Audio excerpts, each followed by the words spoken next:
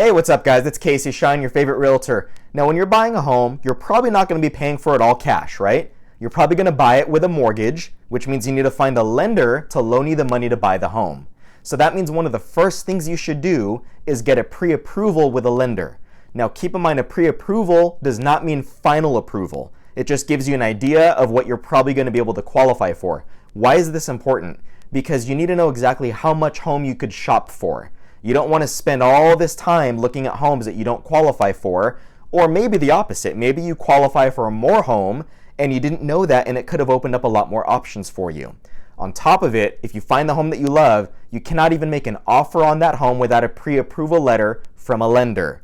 And if you decide to put the cart before the horse and you look for the home first, fall in love, okay, now let's get a pre-approval. By the time you're working on that, the home could sell to someone else that was more prepared. Here are 5 great questions to ask when you're shopping around for a good deal. Question number 1, what's my interest rate? Your interest rate directly affects your monthly mortgage payment. The higher the rate, the higher your monthly payment. The lower the rate, the lower your monthly payment.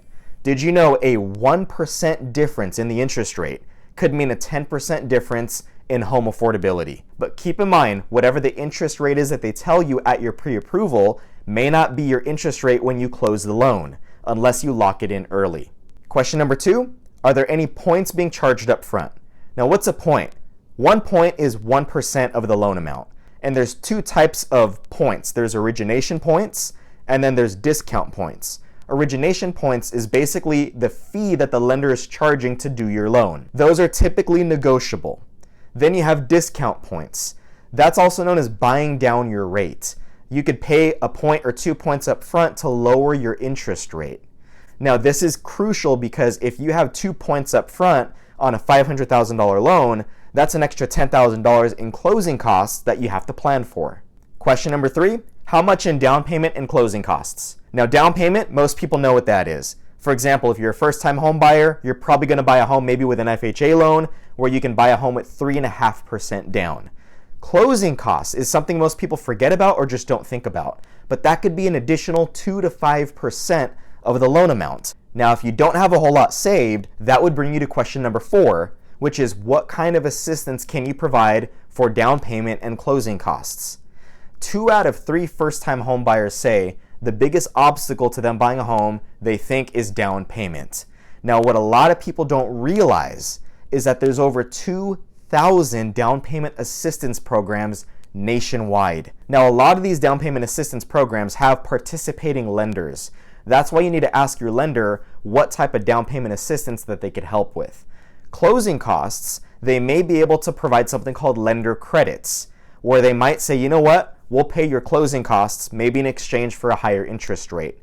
Or maybe they will do it without even touching your interest rate because it's just a promotional offer that they're doing. They might even be able to finance your closing costs into the loan, which of course, if they can, find out how that changes the loan terms. Now keep in mind, your agent can always negotiate to have the seller pay for part or all of your closing costs.